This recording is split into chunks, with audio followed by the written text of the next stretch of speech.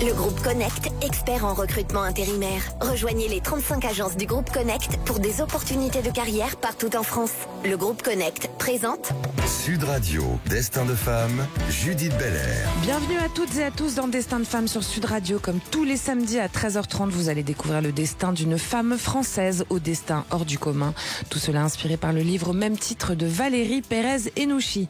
Valérie Offenberg a un parcours impressionnant en tant qu'entrepreneur, mais aussi en tant qu'ambassadrice en charge du processus de paix au Moyen-Orient. Rien que ça, elle a fondé des organisations telles que le Connecting Leaders Club et le think tank Marie-Claire Agir pour l'égalité, démontrant son engagement vers le leadership et l'égalité des sexes.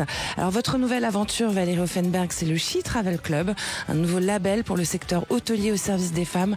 Vous allez nous en dire plus. Bienvenue dans Destin de femme sur Sud Radio. Bonjour et merci pour votre invitation. Avec plaisir.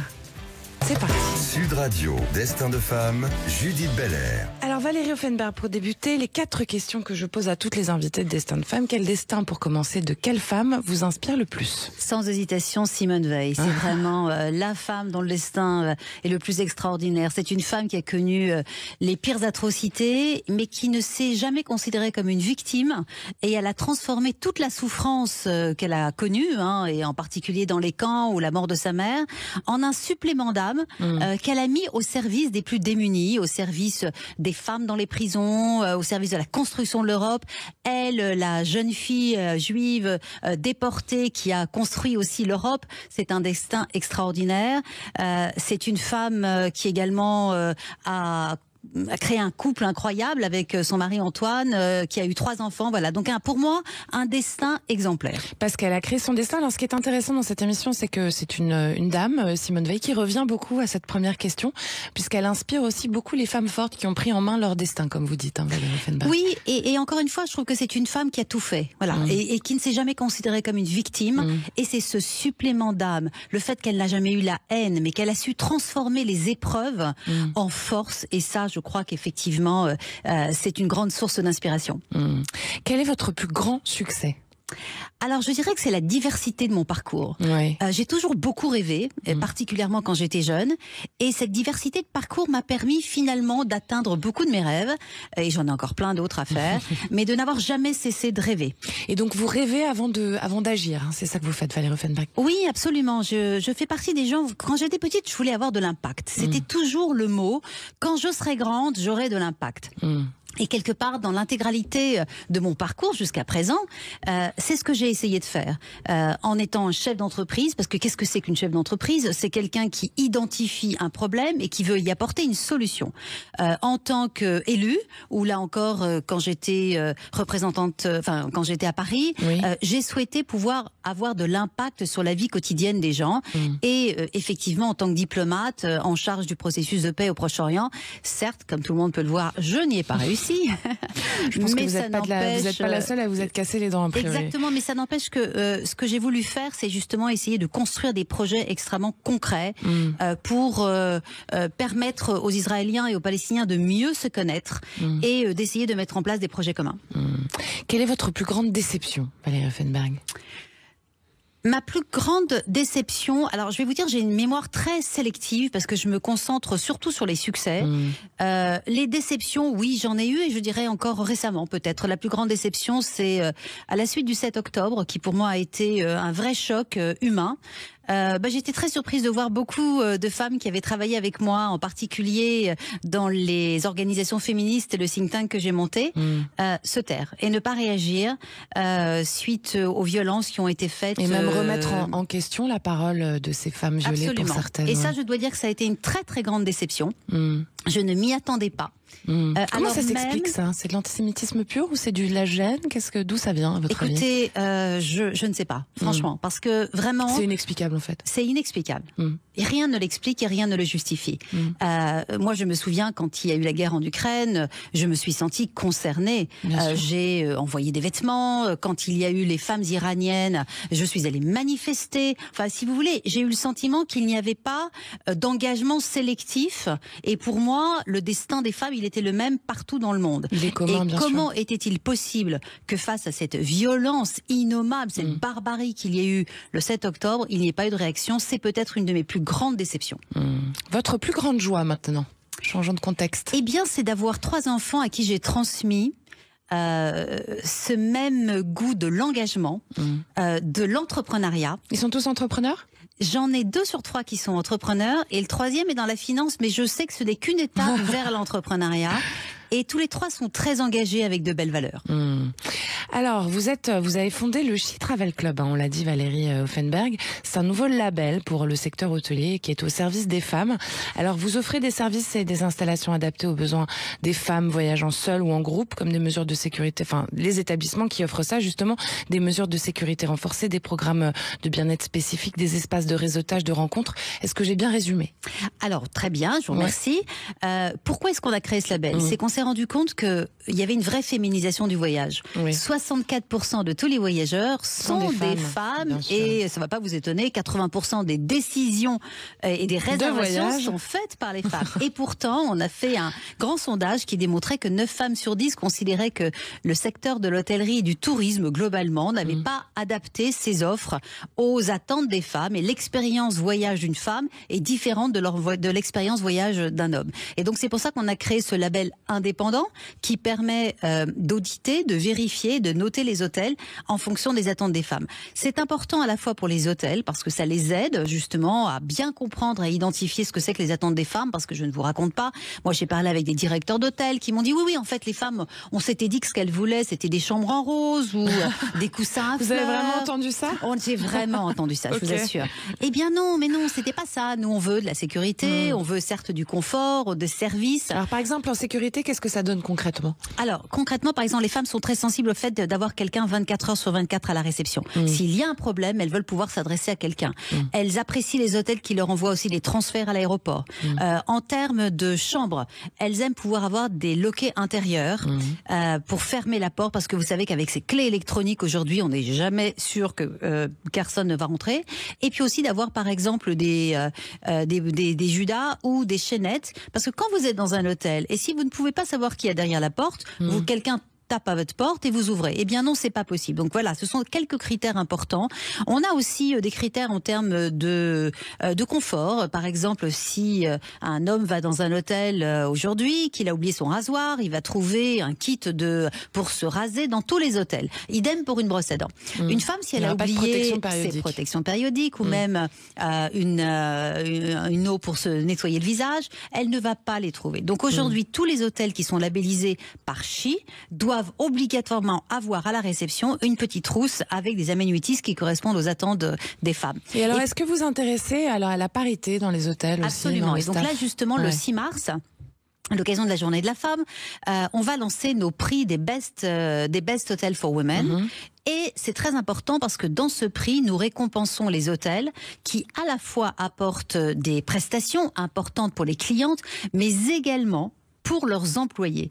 Car le secteur de l'hôtellerie est très en retard sur les questions de l'égalité, des politiques d'égalité. En particulier dans la restauration ou dans tous les secteurs ? Alors on a beaucoup parlé de la restauration, mais on n'a pas suffisamment parlé de l'hôtellerie. Et dans l'hôtellerie, c'est exactement le même problème. Bien sûr. Et encore plus, car vous imaginez qu'il y a les femmes de chambre, qu'il y a les réceptionnistes. Donc il y a énormément de femmes qui se trouvent au contact des clients. Et c'est la raison pour laquelle nous voulons ouvrir les yeux du secteur hôtelier pour leur demander également de se former et de former leur personnel. Et donc nous lançons, c'est mon dernier bébé, des modules de formation. Jamais, je ne m'arrête jamais et je n'ai pas l'intention de m'arrêter. Vous avez bien raison. Donc j'ai lancé des modules de formation à destination des staffs des hôtels, des employés d'hôtels, pour se former à la sensibilisation du sexisme et pour éviter le sexual harassment, donc toutes les violences sexuelles au sein des hôtels.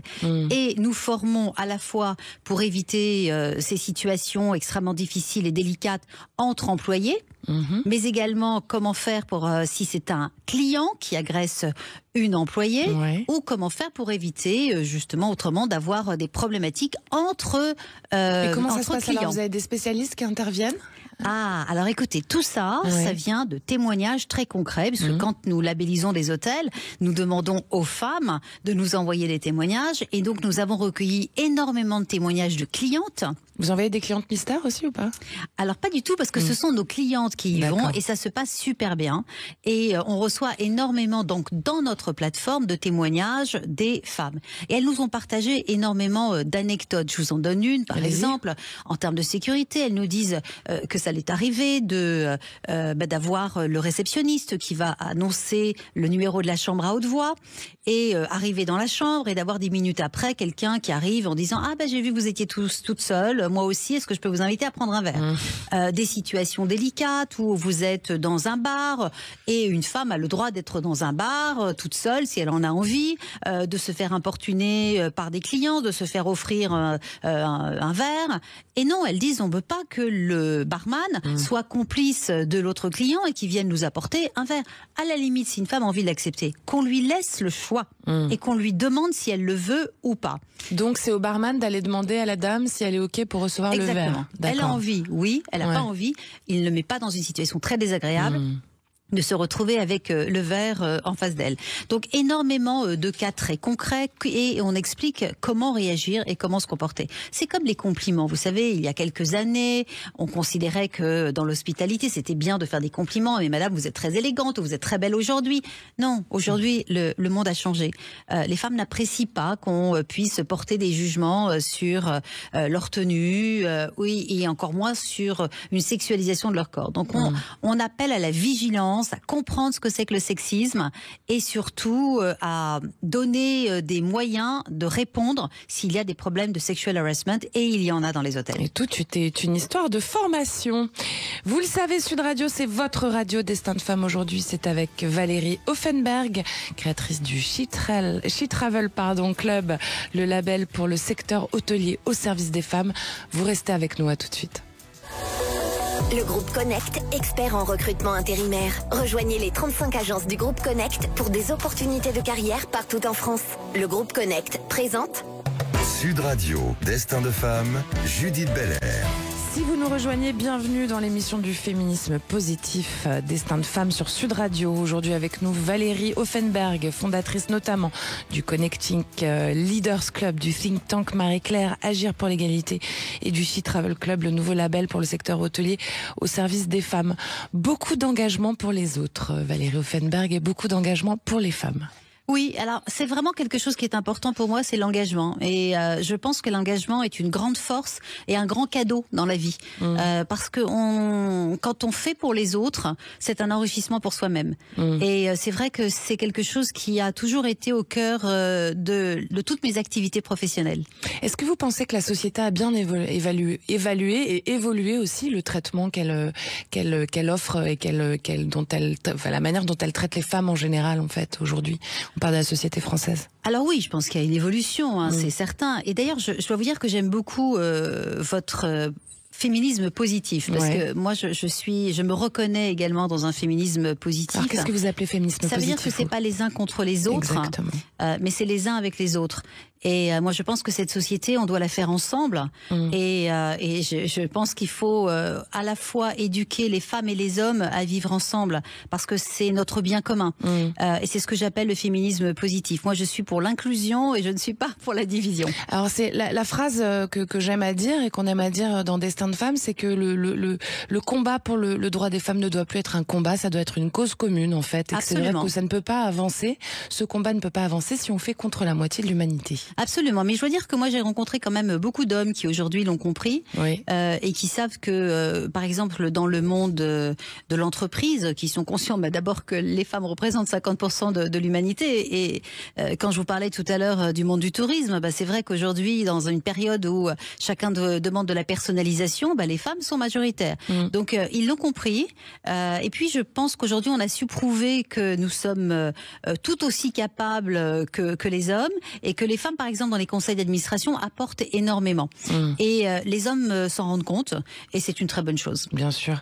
Ils osent pas être féministes, souvent, les hommes. Ils osent pas le dire, en tout cas. Est-ce que vous pensez que c'est à cause de ce clivage permanent, justement? Oui, alors je crois qu'il y a vraiment un vrai travail à faire, parce que parfois on dit le mot féminisme aujourd'hui a une connotation parfois négative, et sur lequel il faut vraiment travailler pour expliquer que le féminisme, c'est vraiment une recherche d'harmonie dans la manière de vivre ensemble, et c'est pas s'opposer aux hommes. Il a plusieurs formes, mais je pense que la belle, et vous savez, parfois il y a des mouvements de balancier qui sont nécessaires. Moi, j'ai l'impression que parfois il y a des excès, j'ose le dire, mais parce que... Vous parlez des féministes radicales? Oui, effectivement, dans lequel je ne me reconnais pas. Mais je sais aussi que ce mouvement de balancier, il est parfois nécessaire. On va peut-être un peu trop loin pour arriver ensuite à un équilibre différent, et c'est parfois ce qui permet de faire bouger les choses. Bien sûr. Est-ce que vous avez rencontré des obstacles? Vous avez eu quand même un parcours très riche, vous le disiez vous-même, à divers postes en plus. Vous avez forcément été confronté au sexisme, Valérie Absolument. Offenbach. Alors surtout, je crois que c'est surtout vraiment dans le monde politique. Exactement. C'est ce que j'allais vous dire. C'est dans le monde politique où j'ai connu vraiment le plus de sexisme, et je dirais peut-être encore plus dans le monde diplomatique.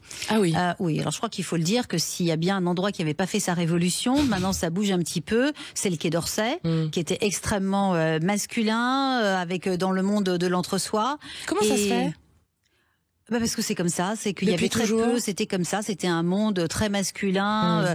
Et vous arrivez là-dedans? Et alors moi je suis arrivée là-dedans, et alors vous voyez, moi je suis très souvent en robe, avec des escarpins, j'ai pas voulu me fondre dans un moule où je devais avoir des tailleurs pantalons, etc. J'ai toujours assumé ma féminité. Et effectivement, ça a été très difficile. J'ai eu des remarques qui mettaient en cause ma compétence, ou en tout cas qui expliquaient ma nomination sur des critères physiques plutôt que sur des critères liés à mes compétences. Donc ça a été effectivement très difficile. Mais qu'est-ce que vous en tirez aujourd'hui? D'abord, écoutez, quelles que soient les difficultés, je suis tellement fière d'avoir eu ce parcours. Ça a été des moments exceptionnels dans ma vie. Donc c'est pas grave, j'ai survécu à ces moments-là, mais ça n'empêche que je trouve ça très bien que ça puisse évoluer et qu'il y ait plus de diplomates aujourd'hui françaises. Et si effectivement ce que moi j'ai vécu a permis et a contribué à faire évoluer les choses et à ouvrir la route à d'autres femmes aujourd'hui dans la diplomatie, je suis contente de l'avoir fait. Et c'est ce que vous transmettez à vos enfants aussi, on imagine, en fait.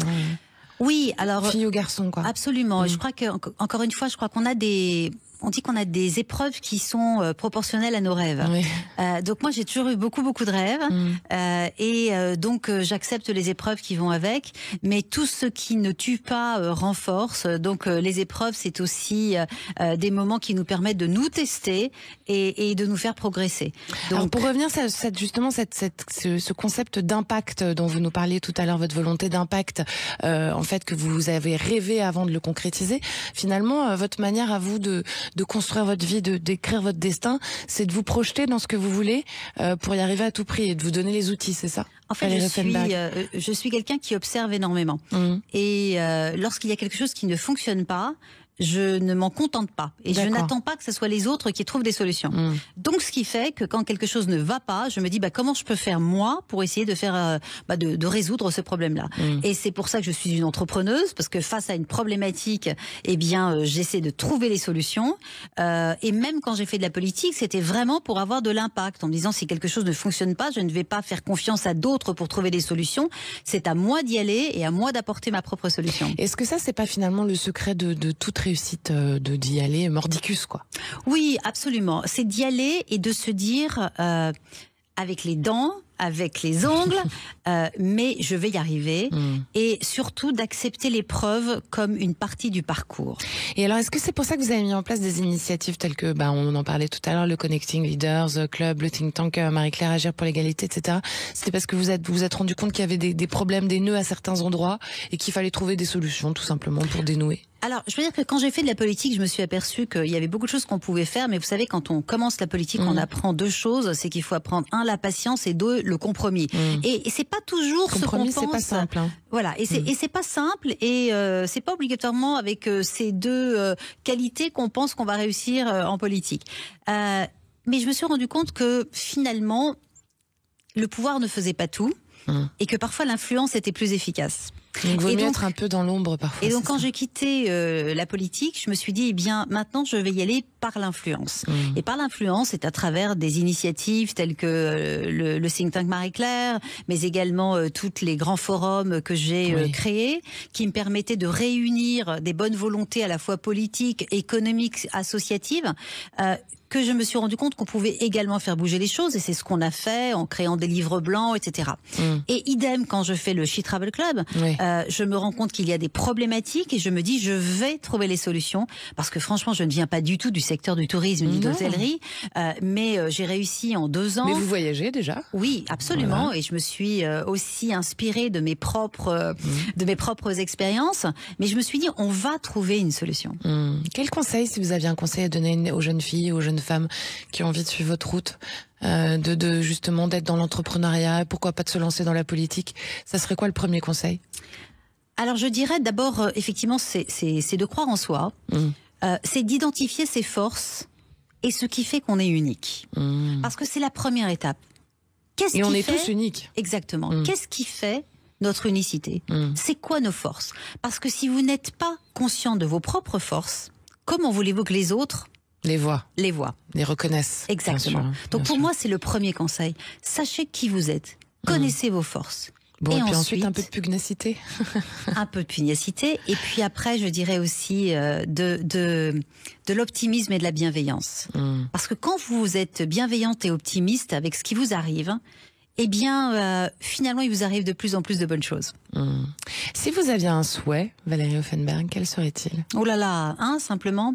Vous en avez plusieurs, allez-y. Alors, d'abord, c'est effectivement que... un souhait. Je crois que d'abord, à titre personnel, c'est de pouvoir toujours continuer à rêver jusqu'à mon dernier souffle. Je crois que ça sera le premier. Et le deuxième, c'est de faire en sorte que ces problématiques que nous abordons aujourd'hui sur l'égalité femmes-hommes soient bientôt un sujet du passé, et que mes petites filles, je n'en ai pas encore, mes petites filles me disent mais mamie, de quoi tu nous parles ? Parce que ça ne sera plus un sujet. Est-ce que finalement, c'est pas déjà, on est en train d'aller vers ça, comme on voit dans les jeunes générations, que le sujet des genres en est moins un, finalement, peut-être ? Oui, c'est vrai. Je pense qu'on y est presque. Et c'est aussi le rôle des femmes de transmettre ces valeurs et ces objectifs, non pas seulement à leurs filles, mais aussi à leurs garçons. Donc c'est transmission, éducation. Ah, là, moi, le mot transmission, c'est un mot qui est essentiel pour moi. Je pense qu'on ne perdure qu'à travers la transmission. Donc oui, effectivement, la transmission, c'est essentiel. Est-ce qu'il y a quelque chose en particulier que vous avez envie de partager avec nos auditeurs avant qu'on se quitte ? Eh bien, écoutez, je vais leur demander déjà d'aller voir sur notre site She Travel Club. Ouais, ça, j'allais le dire. Et puis surtout, je crois, de croire en chacune d'entre vous. C'est vraiment important. Et de se dire que il n'y a pas que des femmes qui nous écoutent. Non, mais je pense que vous avez raison de croire en chacun d'entre nous. Et je pense que ce défi, je dirais même plus le combat, ce défi de l'égalité, c'est un défi qui doit être porté par les hommes et par les femmes en même temps. Et c'est ça qui nous permettra de construire une société bien plus harmonieuse. Et plus juste. Merci beaucoup Valérie Hoffenberg. Merci beaucoup Judith. Merci. Toutes les infos, du coup, sur le label le She Travel Club.